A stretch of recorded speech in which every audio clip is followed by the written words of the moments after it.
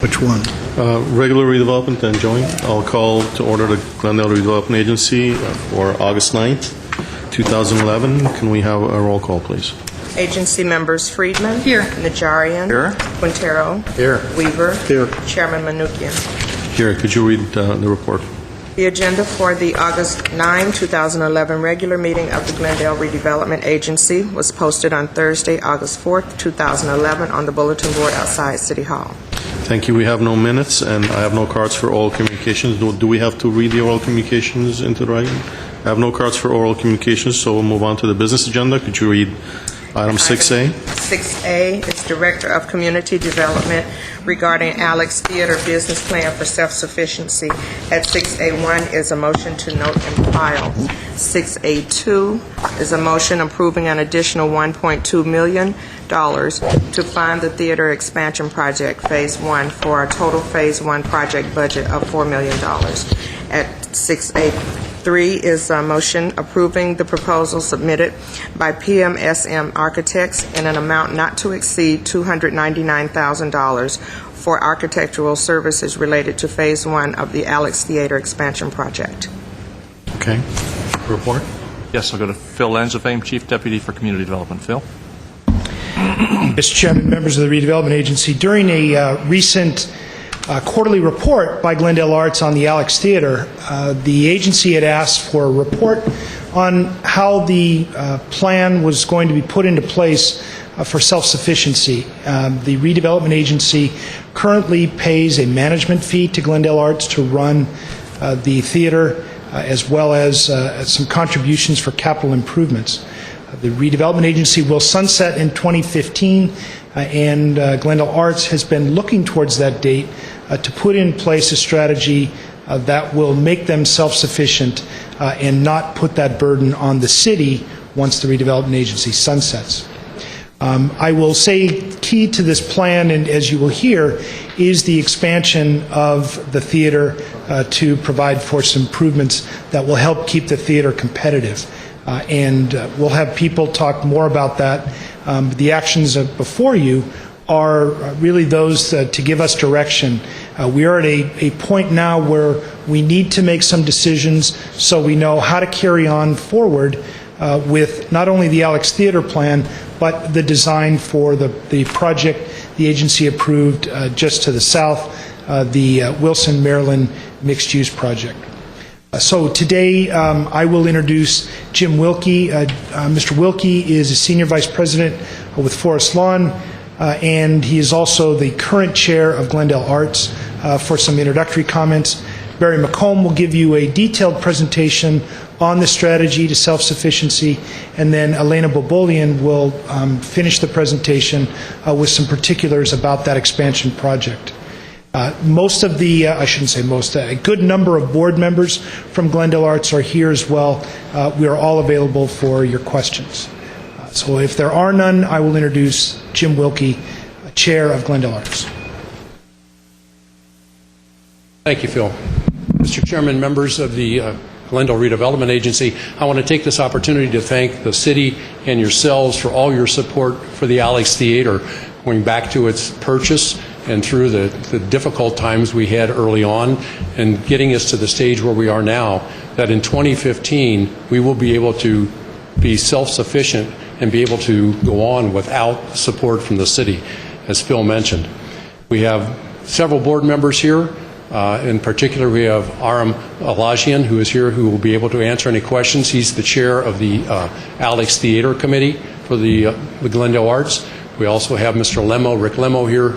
He's the chair of the Glendale Pops Committee for the Glendale Arts.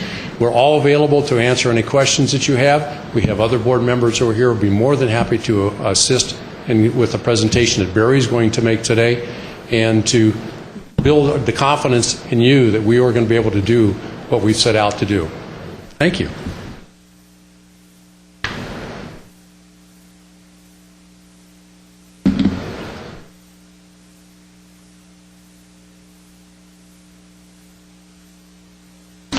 I didn't know if Elena was going to get up and speak or not. Good afternoon. I'm Barry McComb. I'm the Chief Executive of Glendale Arts.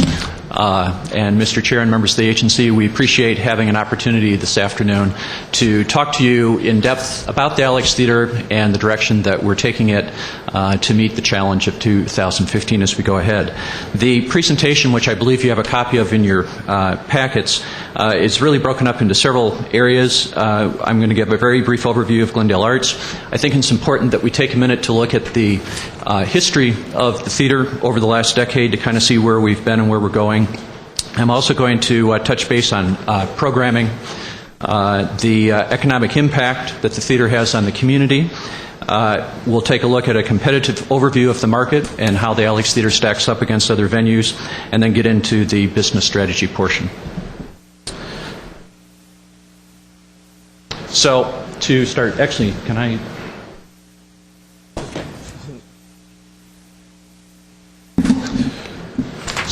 So to get started, as you're probably aware, the agency back in 2008 authorized the Alex Regional Theater Board to become Glendale Arts in an effort for us to become more separated from the city and to basically increase our ability to address some of the challenges facing us as we move toward 2015.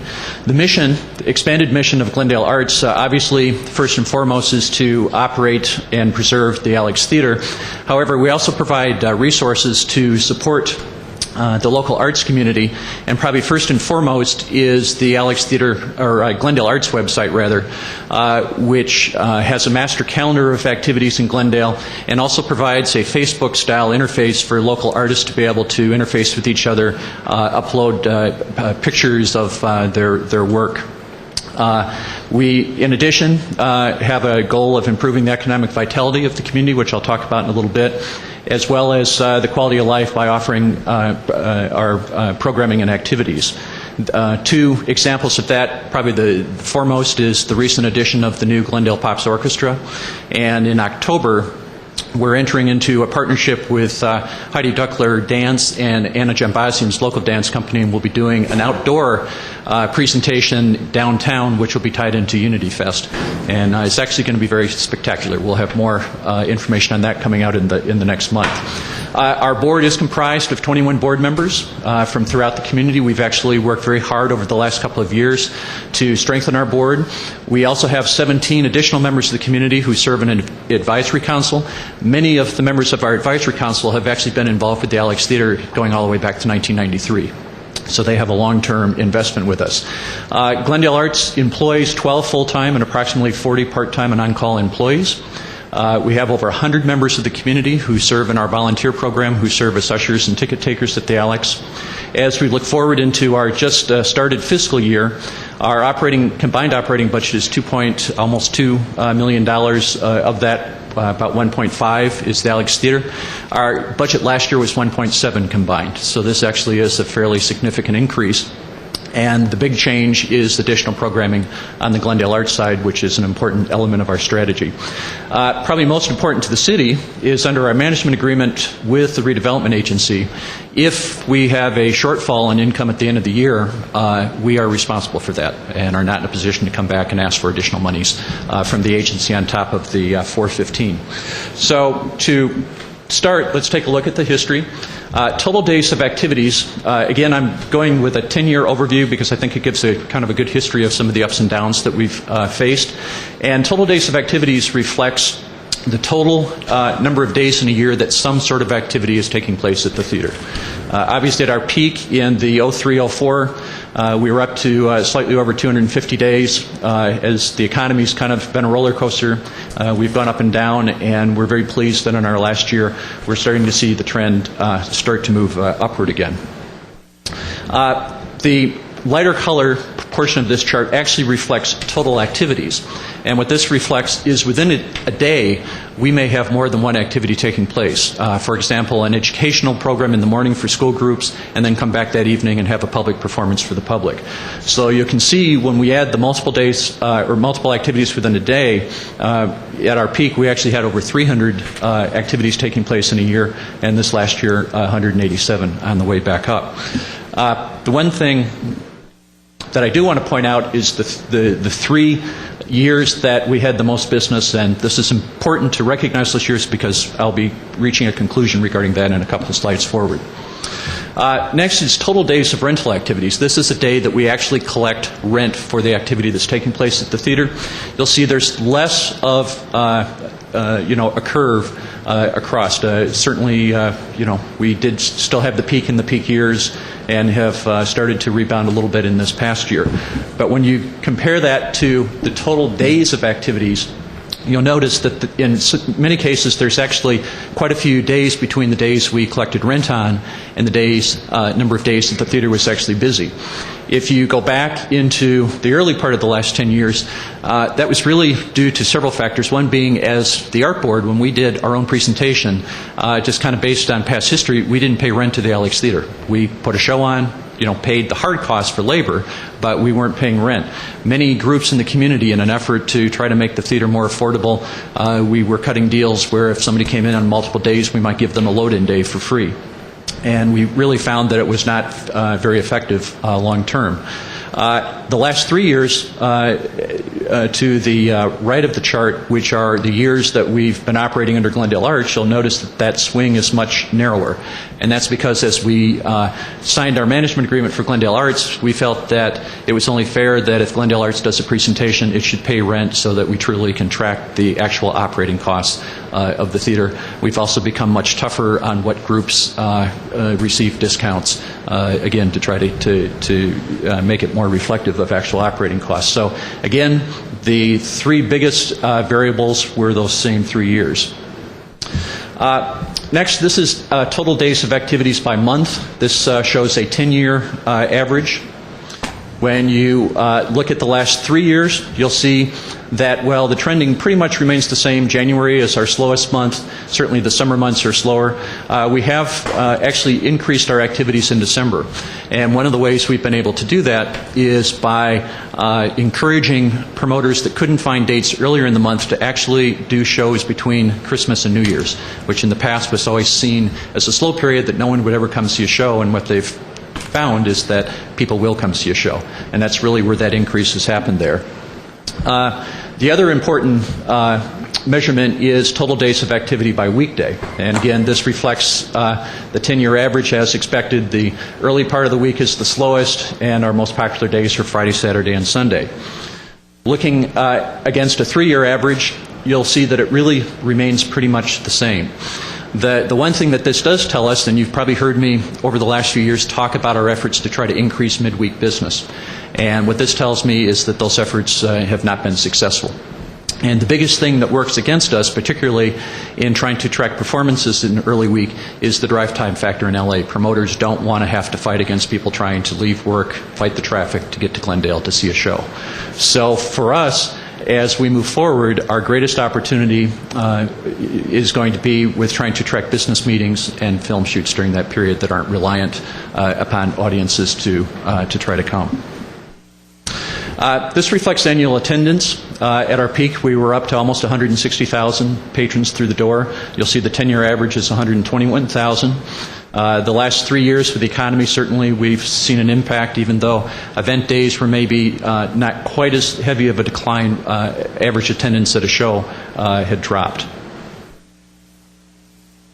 However, net rental revenues, you'll see that the decline is not as great as it is with attendance or as great as it is with the fluctuation in event days.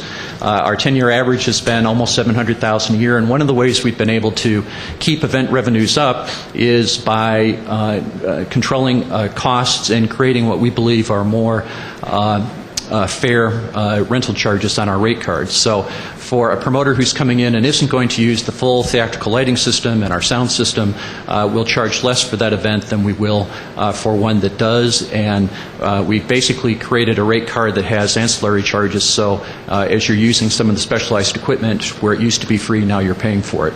As we've also increased our activities through our box office, we've significantly increased revenues through box office handling fees. And this reflects the average rental income income that we earn on a per-day basis. So you'll see it's really remained pretty consistent over the last few years, even though business has dropped off considerably. And that's one of the reasons why the swing in total income has not been as great.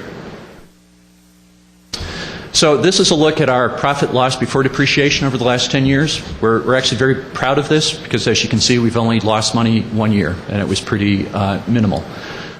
Certainly, we've had some wild swings, and a lot of that is back to the types of events that we're booking.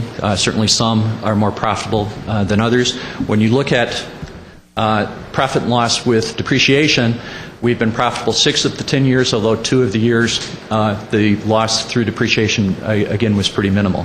Do these numbers take into account the contributions made by the This does group? include the $415,000 from the city. Okay. So if you were to remove that, yeah. And this is where, on some of the other graphs, I was circling some of the bars. And when you compare total activities against the total profit and loss, you'll notice that the years we did the most business were the years we had the worst results financially. So the question is, how can that happen?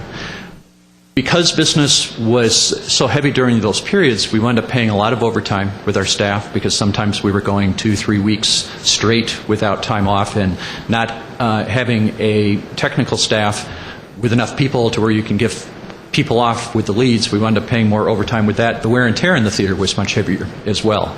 And really this comes back to, during those years, those were also the years that we were doing the most free event days too, where we weren't charging rent to people to do receptions. We weren't paying rent for shows we were doing ourselves.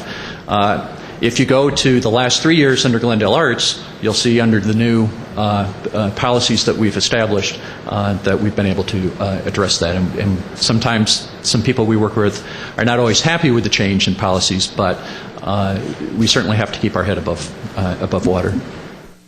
So we also maintain 3 reserve accounts. The first is a general reserve account that's basically there to cover any cash fluctuations in our outlays.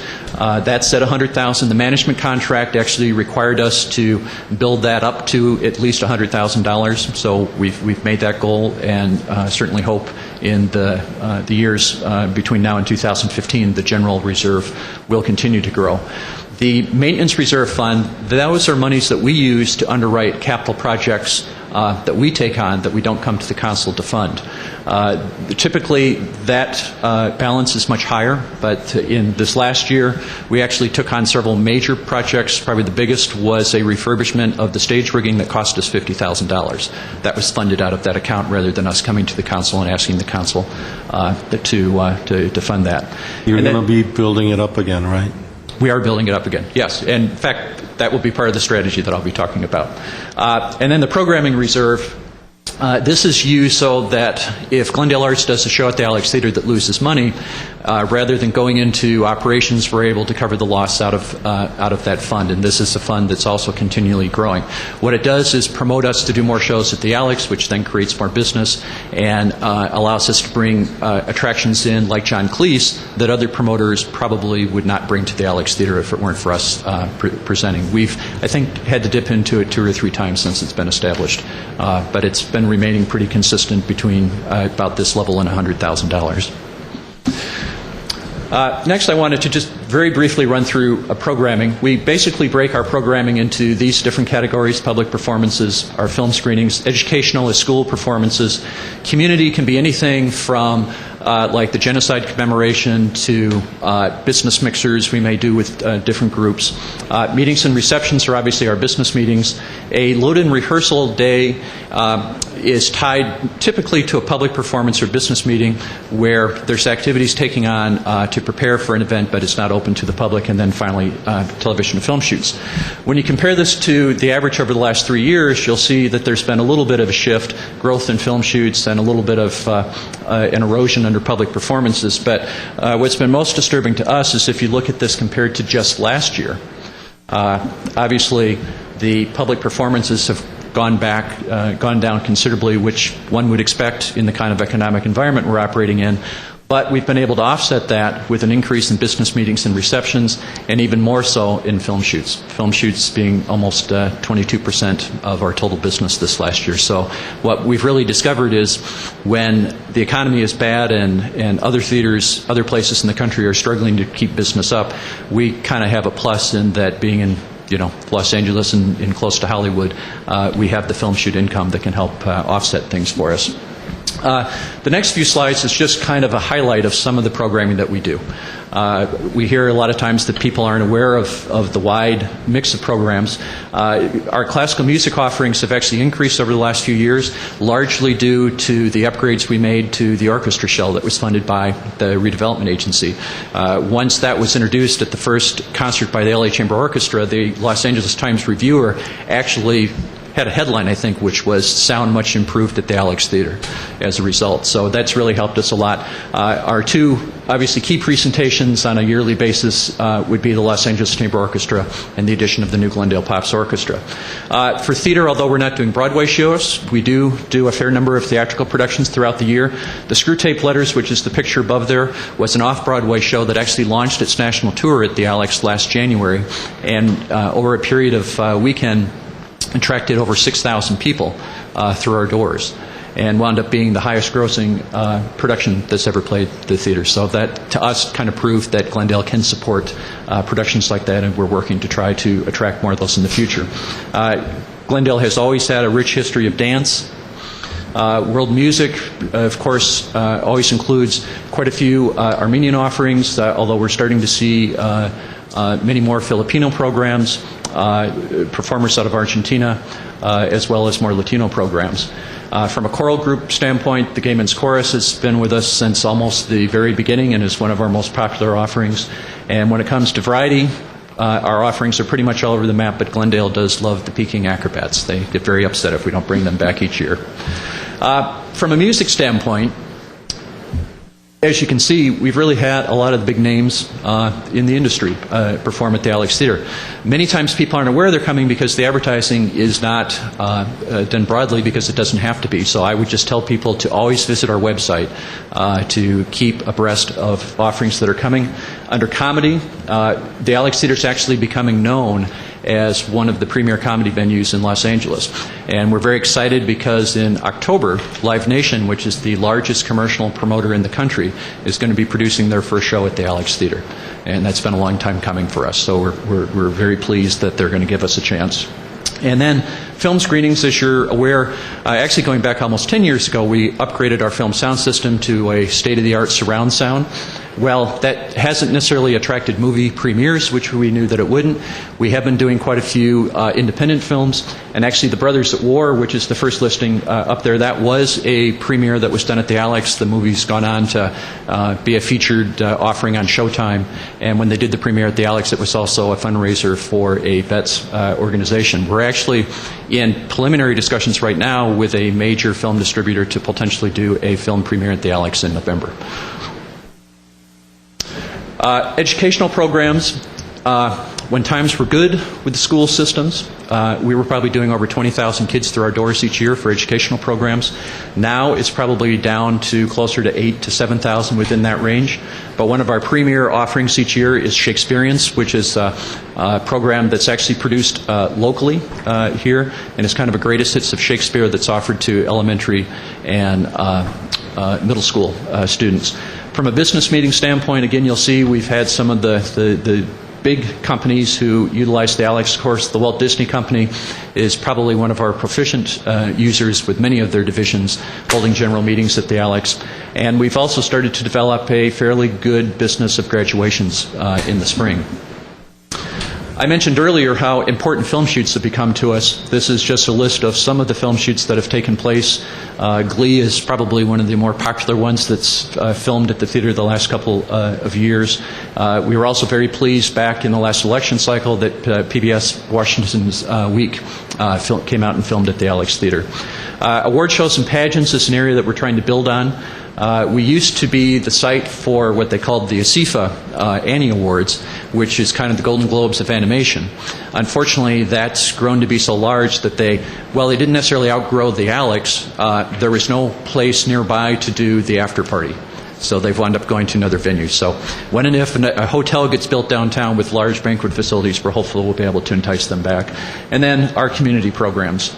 One of our goals as Glendale Arts is to try to work with as many community organizations as possible. This is a list of some of the groups that we've worked with throughout the community, and is by no way, shape, or form a complete list. There's many more, but as you can see, it's really a good cross-section of organizations in Glendale. So moving on to economic impact of the Alex Theater.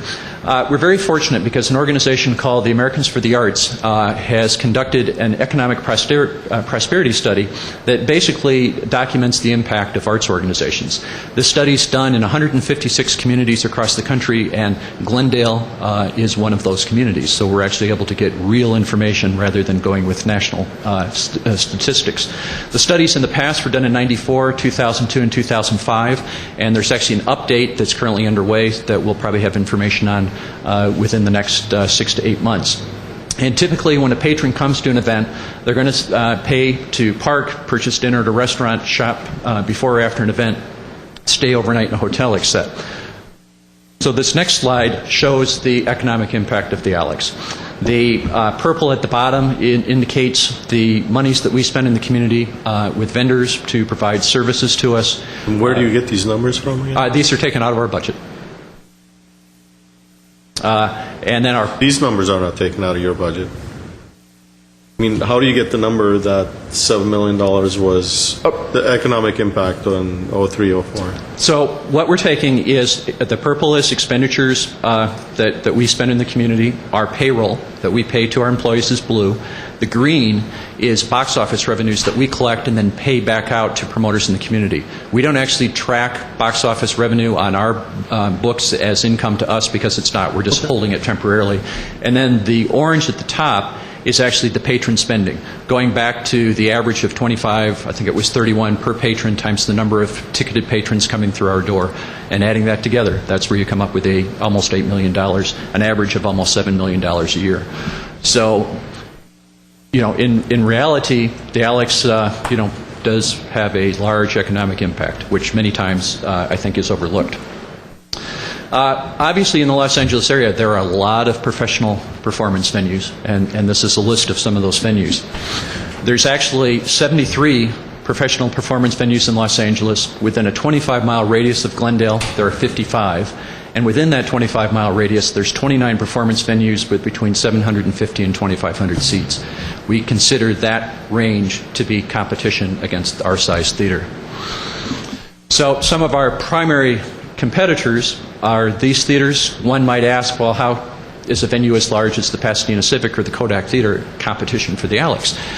Back when we were at the peak of our business, we used to have promoters who would bring an international artist over from overseas and then keep them for a month and wind up having them perform once a week for 4, sometimes even 5 consecutive weeks. But what they had to do then was to put up that artist, crew and everybody during that time, which was expensive.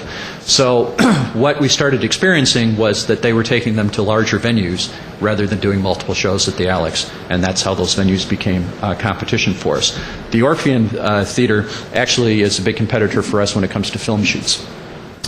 To a lesser extent, the Wilshire E. Bell, San Gabriel Civic Auditorium, and even Glendale High School are also competitors for us. Glendale High School's capacity is very similar to our size. They obviously don't carry the overhead costs that we do, so they charge a fraction. There are many differences between the two venues as far as the quality of stagecraft and quality of stage crew, but they are a great alternative for presenters that aren't able to afford the Alex Theater. So when it comes to booking considerations, this is a list of the things that a typical promoter will consider when looking for a venue. The reason a location of venues plus or minus is because if their focus is a West Side audience, then that's a negative to us. If their focus is an audience from San Gabriel or San Fernando Valley, it's a plus. Same thing with seating capacity. We're either too big or too small. But from rental rates, we kind of consider ourselves equal there. We're certainly not the cheapest venue in the Los Angeles area on a per-seat basis, but we're far from the most expensive. And we believe that we give a lot of value for what we charge. A lot of promoters like the parking here because there's a lot of it, and it's very inexpensive compared to what surrounds other venues. A negative for us is our backstage facilities. We have a lack of dressing rooms, a lack of wing space on stage to move props into. But our technical capabilities are considered top-notch. We have a great stage crew, and with the assistance of the redevelopment agency, we've been able to upgrade all of our technical capabilities to where we almost lead the pack in many ways. Loading access to the stage I'll address a little bit later on, but it's very problematic. We basically have to back a truck directly up to the side of the theater. The stage is below the surface of the street, so as they're unloading a truck, they have to unload things onto what's basically a scissor lift that takes it down onto the stage, and they can't do anything else till that lift's done going up and down, and it's a very slow and cumbersome process that actually winds up costing promoters more money because of the extra crew time. Reception and breakout rooms, we have none. Certain promoters prefer to have a place to take their donors during intermission or prior to a show to be able to take care of them separate from the general patrons, and we really have no breakout space that serves that purpose and has actually created problems on us on many occasions. Venue staffing, again, we're a pretty turnkey operation, so promoters like the fact that they're able to come in and there's a professional staff to take care of all their needs. With box office services, many of our competing theaters don't have a box office, so a promoter's forced to either have their own ticketing solution or to contract with somebody like Ticketmaster, which is very expensive with their fees. So the fact that they can come in and we can not only sell tickets for them at the venue, but by telephone and online is certainly something that sets us apart. And then we obviously also offer marketing services, catering, and other services that aren't offered at other venues. So this is getting into kind of the meat now, which is our business plan, which is the real purpose that we're here today. Obviously, one of our missions is to operate the Alex Theater, and we're currently sustaining that operation through our management fee from the redevelopment agency, and then a mixture of rental fees, box office service fees, concession sales, and contributions from the community and foundation grants. On January 11, 2001, our board adopted two formal strategies to address the challenge of becoming self-sufficient by 2015. The first of those strategies is a continuous improvement strategy that's based on the concept that small step-by-step improvements will help us increase our income and control our expenses. The second strategy, which is an expansion of operations that we also refer to as the Take a Leap strategy, is based on improving operational efficiencies and profitability through economies of scale. The broader our operation becomes, then the fixed overhead costs can be spread over a greater number of activities, which then reduces the burden that Alex Theater has to carry. So basically, our goal is to eliminate our reliance on the $415 annual management fee. The pie chart right now reflects 100% reliance on that fee. We identified 5 areas of our operation that we felt held either an opportunity to significantly increase income or to control expenses. So the first of these areas is box office operations, and our goal is to cover our operating expenses with box office service fee income. Back at the end of FY 09-10, which is what all of our benchmarks were based on as we started to work out our strategy earlier last year, the operating expenses in the box office were $102,000. We were only collecting service fee income, which are basically handling fees, of $46,000, so the box office was losing $56,000 a year. So the piece on the pie chart reflects that if we can replace that $56,000 with income, then that savings and minimizes our reliance by that amount of money on the management fee. The way we believe we can do that is by reducing the number of tickets sold on consignment. A consignment ticket is where a promoter will check tickets out from us and then sell them through other sources in the community. What we lose in that case is an opportunity to obviously collect the service fee income that a patron would pay for the processing of the tickets. So if we can reduce the number of those, that's going to result in revenue for us. By driving more ticket sales to outlets and online, then that reduces our staffing costs at the box office because we don't have to maintain as large of a staff. And probably the key part of this strategy is the launch of what we're referring to as the Glendale Arts Community Box Office.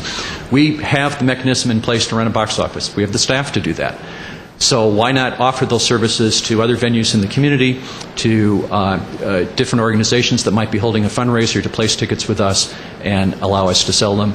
Again, increase income to us because then we're collecting the processing fees off that. In the last year that we just completed in June, we were able to reduce that operating loss by $17,000 just by starting to implement some of those changes in the last few months. Next is front of house operations, which is basically the ushers, ticket takers, and concessions.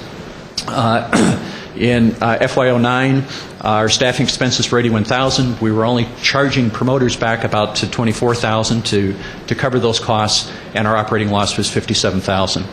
So our strategy there is to increase our managers' billable time against events, cut down on the amount of administrative time that they're putting in, to potentially charge a flat fee to cover the cost of our paid floor supervisors that are part of our staff, and to also have the manager oversee our concessions operation. So we're taking the cost of the front of house manager and spreading over two different areas of the theater. So right now we're planning to bring our concessions operation in-house in the fall of 2011. We're in the process of applying for our liquor license and going through the conditional use permit application with the city, and once that's in place, then we'll move it in. And in addition, we'll obviously be collecting revenue off of concessions. Theater operations, the real key here is our utility expenses. So our goal is to reduce those expenses by at least 20%. Our utility expense in 2009 was almost $98,000. Basically, if we're able to reduce those costs by 20%, then there's a $20,000 savings for us. Obviously, year to year, and as business increases, the utility costs are going to increase just based on business, so the potential savings will increase as well. Our strategy is to replace non-dimmable fixtures with LED bulbs, which save quite a bit of energy, install low-flow plumbing fixtures, and as you're aware, we're also looking into installing solar panels on the auditorium roof. To date, we've started the conversion this summer of the LED bulbs, and actually just completed converting the mezzanine restrooms with low-flow fixtures. Rental income probably represents the biggest opportunity for us to increase our revenue. And our goal is to increase rental activities to at least 200 days per year, which is not unrealistic because we've exceeded that before. So we're really just trying to get business back up to where it once was. In FY09, we had 140 days of rental activities, net rental revenues of $516,000, and average rental revenues of $3,600. Those numbers are slightly less than what you saw earlier in the presentation because I've removed income from facility fees and from box office fees because obviously that's part of our savings plan in other areas. So I didn't want this to be artificially inflated with what the total net rental revenues were. Our strategy is to increase the number of wrestling companies, which are groups like the LA Chamber Orchestra that perform their entire season with us at the Alex Theater. That's kind of guaranteed business for us there, and business that we don't have to work as hard to bring back each year. Also to attract annual multi-day events, because it's much easier if you can book a 5-day event than to have to work to book 5 one-day events. And as I discussed before, develop incentives to attract weekday events. We basically increased our net rental revenues this year over the previous year by almost $51,000. So we're on our way if the economy will cooperate with us. The other big area of savings is the distribution of shared overhead expenses. And we're looking to increase the Glendale Arts share of that to at least 40%.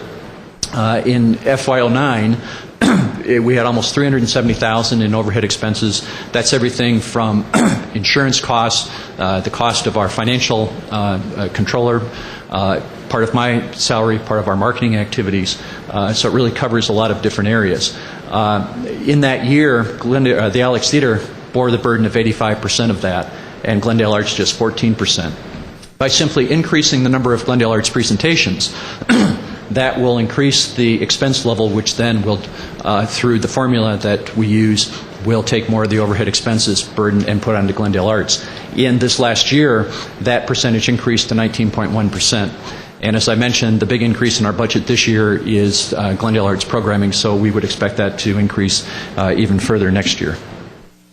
So if you combine all this together with our goal to eliminate our reliance on the 415 with the savings that we've identified in each of these areas for additional income, that comes to a little over $500,000, which is obviously more than what we need to replace the 415.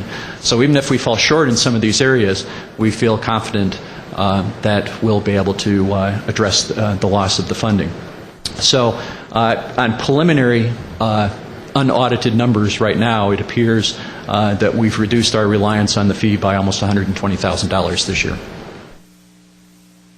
The other area that's of great concern to us is how to fund future capital projects without assistance from the city after 2015. Obviously, we have a plan to address a whole bunch of capital needs before that time, but some needs will continue to repeat themselves thereafter, replacing the carpet, painting the outside of the building, continually upgrading our technical equipment. So we need to come up with a way to be able to fund that ourselves. And we've identified 3 areas of funding for that: our theater facility fee, foundation and corporate grants, and fundraising activities.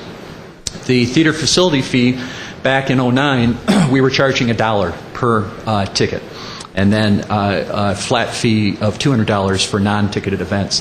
The fee currently is split 50-50 between the capital fund and the program fund, so that 50 cents of each dollar goes into each fund. So in that year, business was down. We only collected $32,000, almost $33,000 that went into the capital fund. So one of our strategies was to increase our facility fee to $2 per ticket, which is still well below what other theaters charge. The Balboa Theater down in San Diego, which is similar size to us, also owned by a redevelopment agency, charges $3. And I actually read an article the other day that the Thousand Oaks Civic Center charges between $4 and $6, depending on the price of the ticket. So we're still well below what other venues are charging. And also by 2015 to eliminate the program fund share of that, so that 100% of it's going into the capital fund. So we did officially increase the facility fee to $2 on July 1st. So we'll start to see that fund grow substantially over this year. The other area is grants. We've set a goal of raising at least $50,000 per year through grant funding. Our challenge in 2009 was we don't have a designated grant writer on the staff. We currently either do them in-house as part of duties that other people have, or for large grants we've been hiring outside grant writers to work with us. And then also the lack of project lead time to apply for grants. We weren't thinking far enough down the road to be able to apply for some of these. So our strategy is to basically fund capital project needs through, project project needs through 2025, and to hire a full-time grant writer. In your packet is a list of the projects that we've identified that will need to be done through 2005. It actually averages out to be about $226,000 a year, and we have in our current budget to hire a grant writer in the fall. Finally, fundraising activities. You'll notice the piece of pie for that is a little outside of the chart because that's above and beyond what we need on a yearly basis. The true goal here is to start to fund an emergency fund so that if we have unforeseen capital needs come up, we've got a fund that we can turn to help underwrite those needs. The way we're planning to raise that money is by selling name plaques on a contributor wall in the refurbished forecourt, and to also launch a legacy campaign which will allow contributors to put their name on seats in the theater or possibly even on different rooms within the theater. And we're planning to launch the forecourt contributor wall campaign in the fourth quarter. So you add all these together, and we have $275,000 a year. If we're able to meet all those goals, the theater facility fee, which is the biggest piece, we just need 100,000 ticketed people coming through the door to make that number. We've been there before. We'll get back there again as the economy improves. So that's not of a concern to us. The other piece of our strategy is the expansion strategy, with a goal of reducing the Alex Theater expenses through economies of scale. The key piece of that is what we're referring to as the Glendale Artsplex. And that's similar to a multi-screen movie complex where we would have several performance spaces ranging in size from 99 to 200 seats, so that at any given time a patron could enjoy a theatrical production, a visual art display, or a musical performance. A key component of this is a collaborative arts management business model. This Glendale Artsplex would provide a centralized home for us to attract arts organizations to Glendale.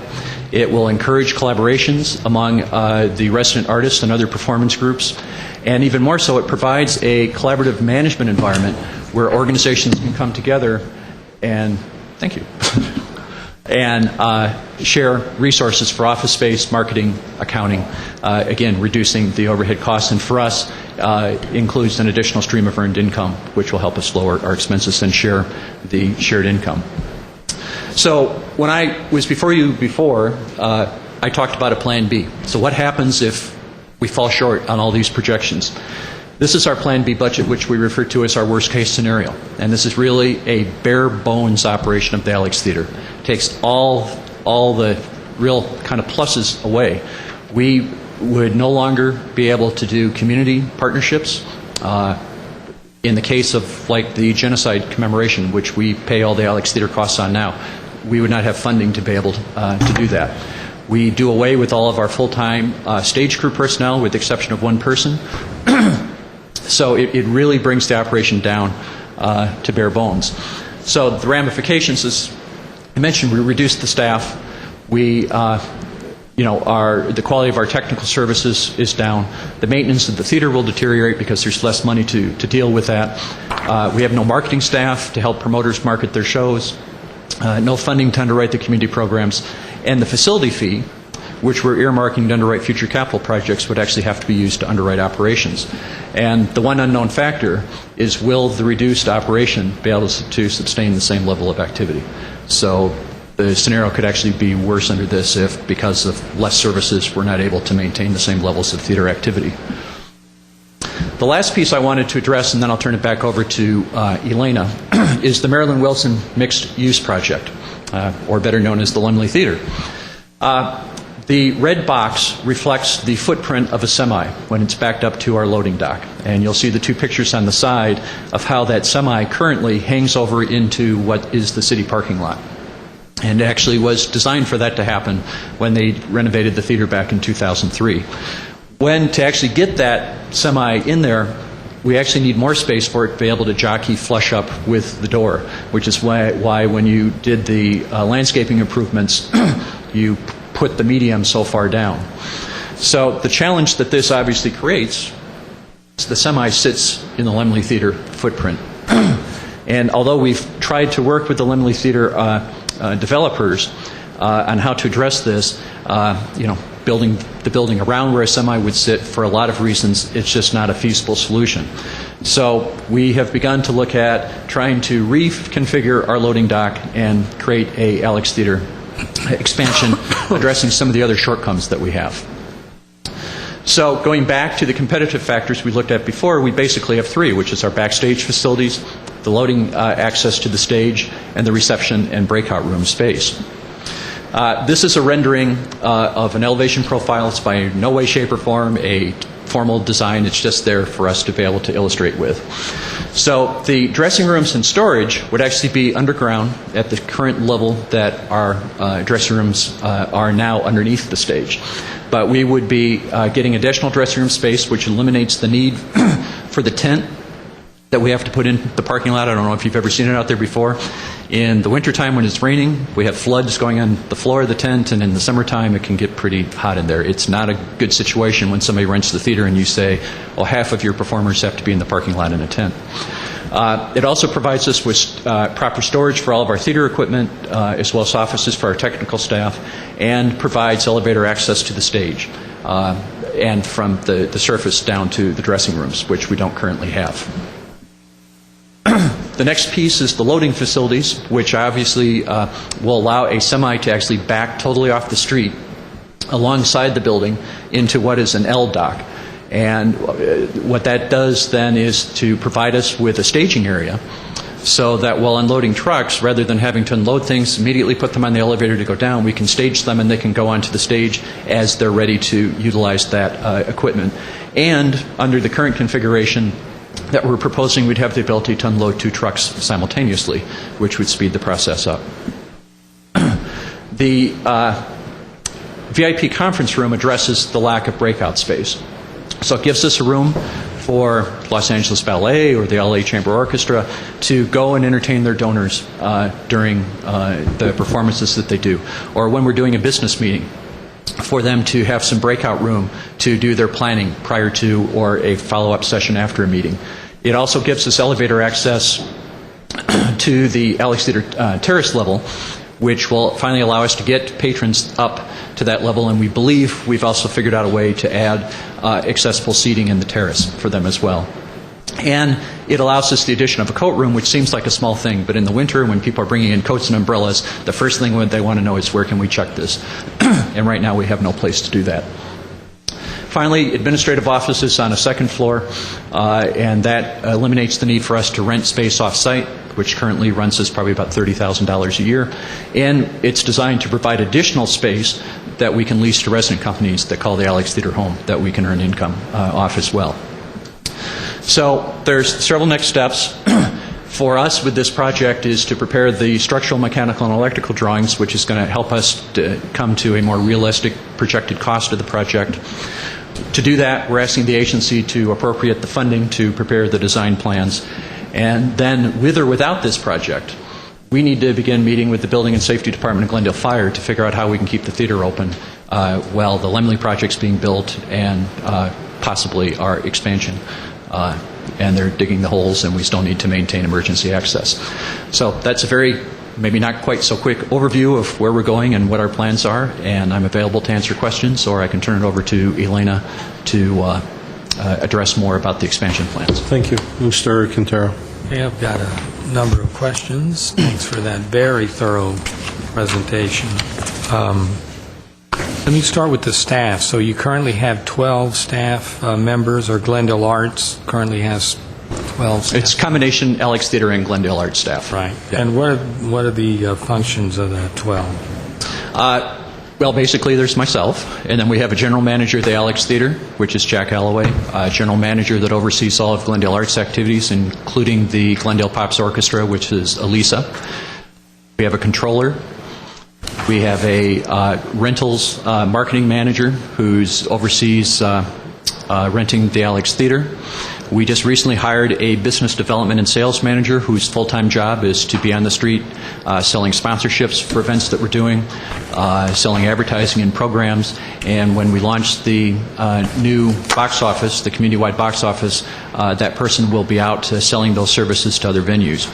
On the Alex Theater side, we've got a box office manager who's full-time. We have a front-of-house manager who manages the usher program and soon will also manage the concessions operation.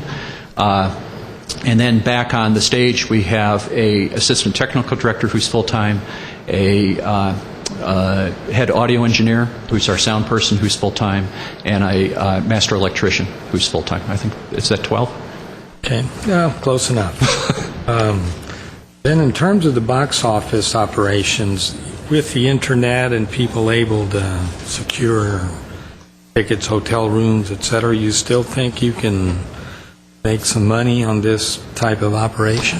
Actually, we know we can. And all those things are what makes it much more profitable for us. Some of the things that we're getting ready to do is to implement scanning tickets. So when people come in the theater, they'll no longer have to tear, they'll be scanned, which then allows us to allow people to print at home. Right. And one of the options of somebody being able to print out a ticket at home is then we can sell advertising on that printout to a local restaurant, inviting them to come for an early bird dinner or something prior to the performance. It really increases our ability to market the theater and offer additional benefits to the local businesses downtown. Okay, then I like the idea, very much like the idea of a 99 to 200 seat theater, but I wasn't clear. I mean, where, when, what, how would that work? That's kind of the longer wish list for us. One of the reasons we're trying to beef our board up is so that we're in a better position to go out and try to start raising those kind of funds. With the collaborative arts management model, we've been told by people who are well respected in the arts world that will be very attractive to foundations because the fact that the money they invest in an artsplex concept will benefit more than just a single group. And it helps build capacity within those organizations to help them be stronger. So you haven't made any decisions whether it would be contiguous to the Alex or... We've actually made a lot of decisions that maybe aren't appropriate to talk about publicly, but we're looking at a variety of potential properties around town. Okay. Then this idea of the reconfigured loading dock and be followed with dressing room, storage, etc. Now, I can see the sort of architectural expense, but is there some type of ballpark number attached to what this is going to cost ultimately? Actually, I'll let Elena or Phil address that. Do that at this time. Agency member Quintero, the project as it's laid out right now is broken down into 3 phases, and what we were asking you for today is to get us to Phase 1, which will allow Glendale Arts to go out and seek additional funding to get the project to Phases 2 and 3. Phase 1 has a total project budget of $4 million. And as of right now, we have $2.8 million set aside for that, and so we're here today asking for the additional $1.2 million to take us to the $4 million mark. Okay, so Phase 1 is an estimated $4 million. And what would that be? What would Phase 1 entail? Phase 1 involves the additional dressing room and meeting spaces. It would involve one level of subterranean and fixing the loading dock. Good for now? Anybody else? Comments?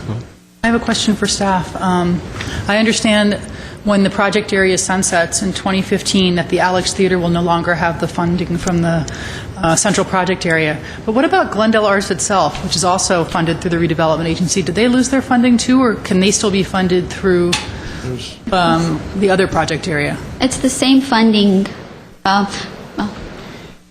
The funding could not be, because it wouldn't benefit the San Fernando Road project. But I mean, Glendale Arts receives funding beyond what's passed through to the Alex, correct?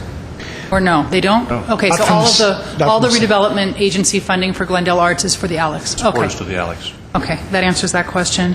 And then secondly, if you will allow Mr. Manukian for me to ask Rick Lemo a few questions? Sure.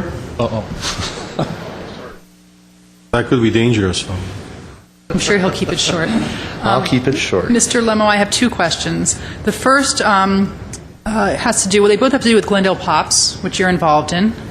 I know that you've expanded your programming, I think it's to 6 performances this year. 6 performances in a little more than a year, yes. And I'm wondering, first, what impact that has on the Alex, and secondly, what if you've done the same sort of economic analysis that they've done in terms of the economic analysis of the Glendale Pops on the Glendale community? Let me answer your last question first. We haven't done a specific economic analysis, but we do know from other areas and other boards, arts boards that I am on, that there is a tremendous peripheral benefit from a Pops musical program. Secondly, we have expanded not only our programming, but we've had some, because of our proximity to Los Angeles, we've had some great attention from artists like Kenny Loggins and David Benoit and Monica Mancini. And just recently, we've had Tierney Sutton. And so we've had, and of course, Matt Kattengub is our artistic director and conductor. And so that has done what a lot of Pops orchestras do, which is open it up to a younger audience. In regards to downtown, we have to give businesses a reason to stay open later at night and to be able to invest their employees' time and their product in staying open a little later. Things like the Pops Orchestra and most definitely the Alex Theater give people that reason, that impetus to stay open. The one other benefit I think is really important for downtown Glendale and for Glendale as a whole is that anytime there's a vibrant arts program, but most specifically when you have vibrant arts programs that expand wider age demographics, you actually lower crime, and you specifically lower crime between 4 p.m. and 7 p.m. in the afternoon. That is a major peripheral benefit, both of a vibrant arts program and the Pops program now, which is going to be technically getting into its 3rd year, will also be doing outreach to schools and community groups that particularly affect kids in that vulnerable 4 to 7 p.m. time. Thank you. Anyone else? I have some questions on the financing. So the ask here is, whoever wants to do that, is to increase, in addition to what we're already paying, a $1.2 million capital outlay. Correct. Well, I was going to just wrap up the presentation in 3 words. What, when, and why. Why are we here? We need an additional $1.2 million, and we've reviewed the agency's cash flow and can make this additional $1.2 million payment in addition to what we're going to be sending to the state. And when do we need this approval? We need it now, and the reason is we want to move forward with the Wilson, Maryland project so that the design of both projects are compatible. And why? So that the Alex Theater can be self-sufficient beyond the redevelopment agency's project area.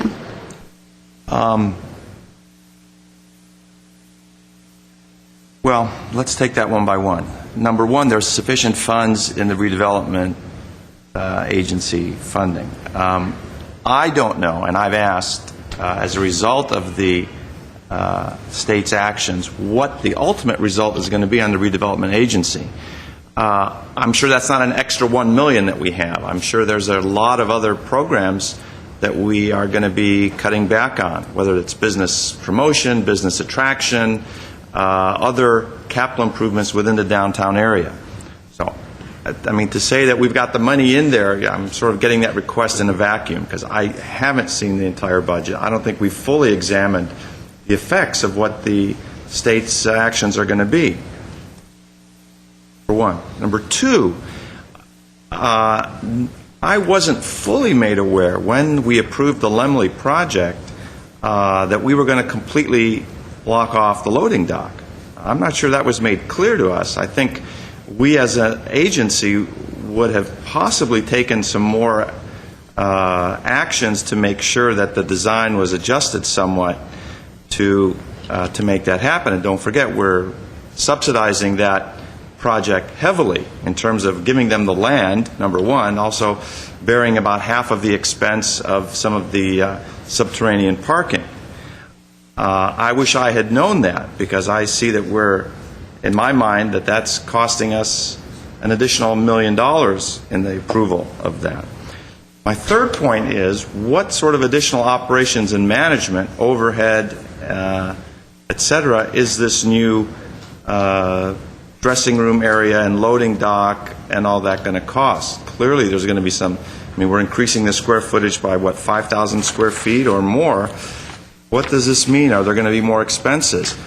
And aren't we just simply going to run out of money in 2015? We're going to have no more money to give? Is this just going to be a great, a spiffier Alex that's going to fall on hard times when we can't subsidize it to the $400,000? I mean, these are all questions that I have. Part of me is saying, for that $1.2 million, if we could guarantee the operations and the subsidy and the management for an additional 3 years, past 2015, with those funds, would that not be a better use of the money? Mr. Chairman, members of the agency chair, agency member Najarian, with respect to the projects and our ability to fund this, what we have done on the staff, and I thought we had sent that, I will make sure we send it again. We looked at a cash flow, and we have accounted for all of the projects, including the economic development program that you have talked about and you have given us direction for. We included all of those in our cash flow. And then we looked, could we afford this $1.2 million? And running our cash flow, we could do that. And the information for you today is we could, and we're asking if you want us to. We can do that, all of those projects, and make our state payment. We believe that there are very conservative estimates in that. So staff is comfortable in recommending to you, if you choose, that you could do this. We will send our cash flow so that you can see those projects and how that money comes in and then gets spent. The second item that you talked about was the design. In the Wilson, Maryland Lost project, we came to you with a stage 1 design. We've actually looked at 2 designs. The project could be built, that is, the Lemley project could be built with the existing configuration, loading configuration for the Alex Theater. And that is, if that's what has to be done, we could go forward and look at the project in its remaining approvals in that light. staff and members of the Alex Theater believe that by reconfiguring the loading, we can make a better Lemley project and we can make a better Alex Theater that keeps it competitive. We could now back 2 trucks in and unload them simultaneously, reducing the time because now we'll put in a real freight elevator instead of a scissors lift.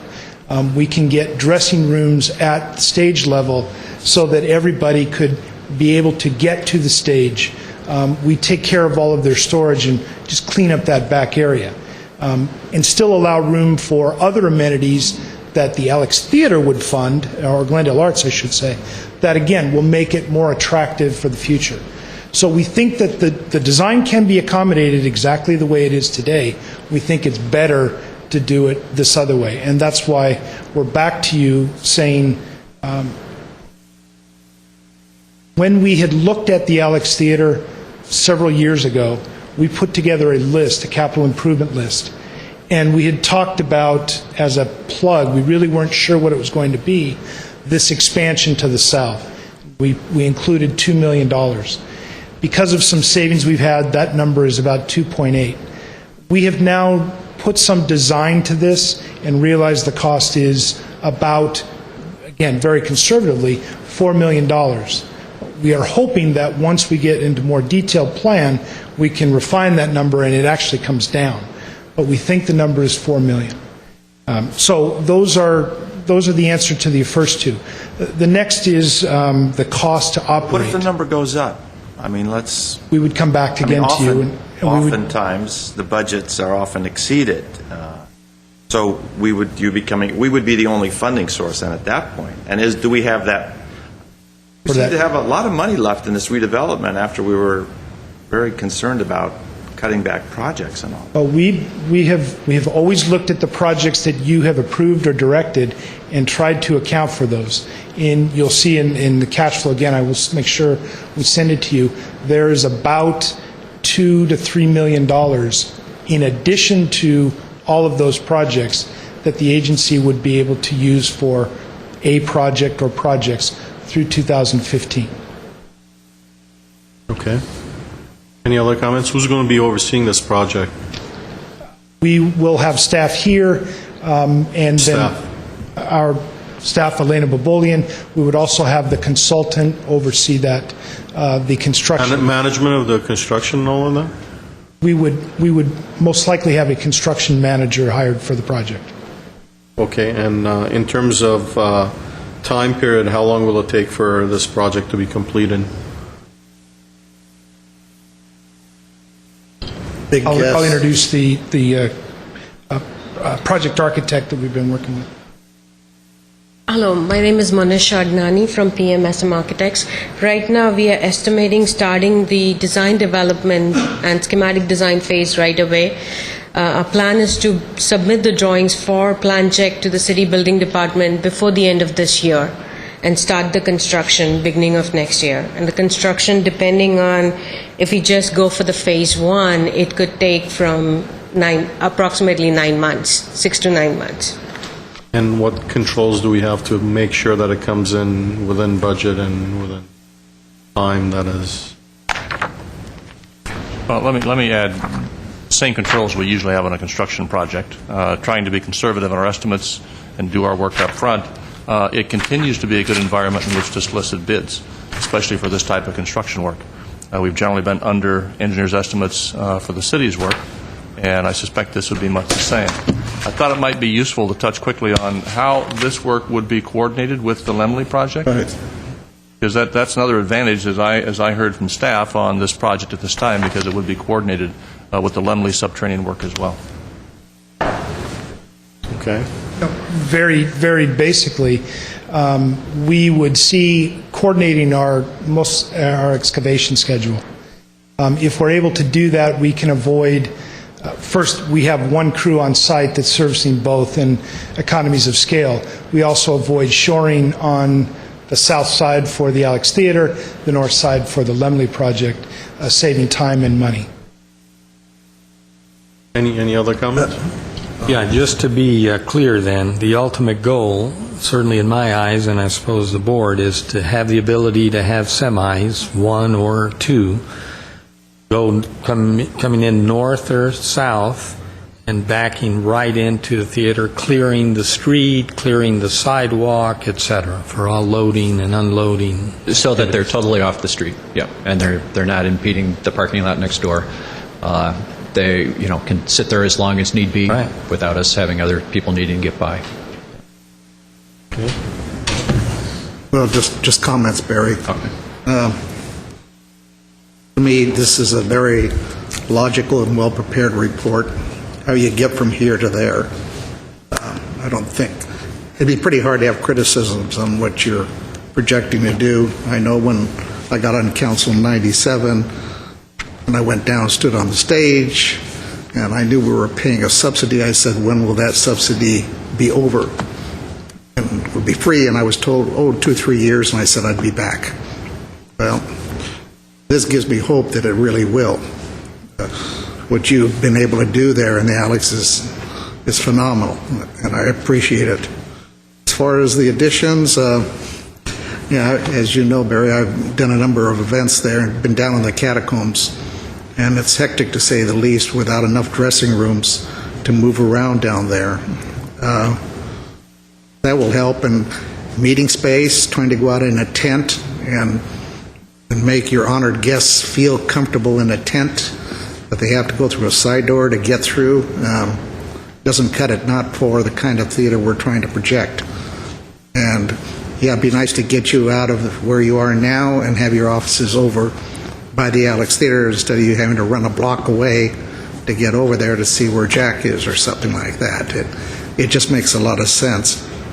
And I understand the dual excavation, you save a lot on costs on doing that.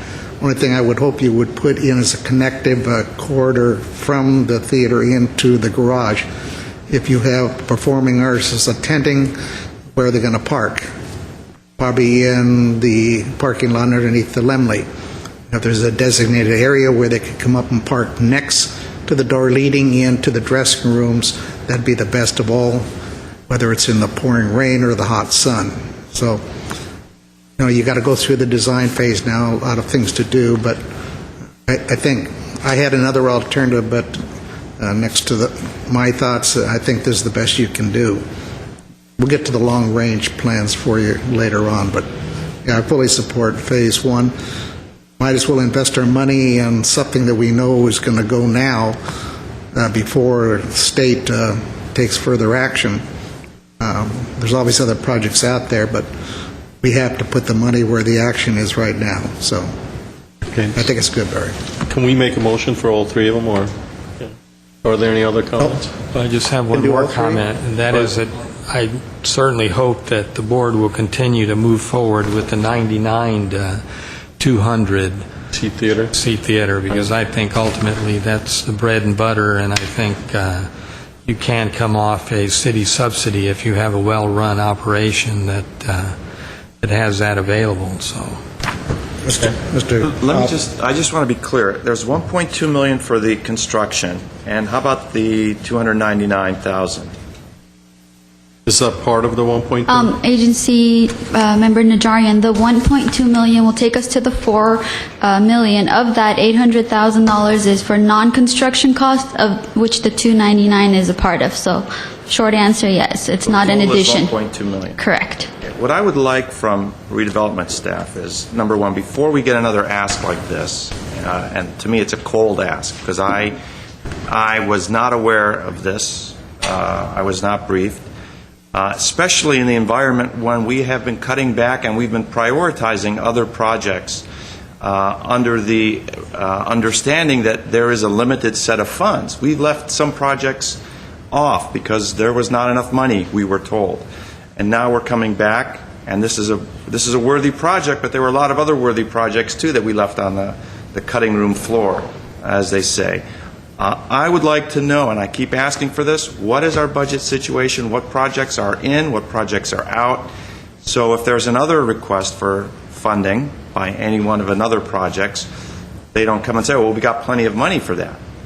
Because I don't think we have plenty of money. We've left projects out with the specific understanding that there was no money. So that's, if I seem a little irate, that's why I'm irate about this. And I wish there'd be better communication between staff and myself on something like this, especially when we're asking for a significant amount of money in an environment where our funds are limited and we've got a drop-dead date in 3 or 4 years on the whole redevelopment agency project area. So, Mr. Starman. We will schedule for the agency's consideration a review of the budget and the cash flow in the next several weeks. Mr. Weaver. Just to add one thing, the reason I think Mr. Najarian moves faster than the others now is because the Lemley coming in, having approved it, savings in cost to do it brings that ahead further than any other that is standing alone. I think that's a big plus. Any other comments? I'll be glad to move 6A, 1, 2, and 3. Second. There's a motion and a second. Any other comments? By anyone, roll call, please. Agency members Friedman. Yes. Najarian. yes. Quintero. Yes. Weaver. Aye. And Chairman Manukian. Yes. Thank you very much. Next item, please. Agency staff member comments. Anyone have any comments? We have no new business to Will report. we adjourn? We are adjourned. One to go. And we're going to be doing the joint meeting. Unfortunately, I'm going to have to leave. I won't be able to be present for this meeting. So I'm going to pass the gavel.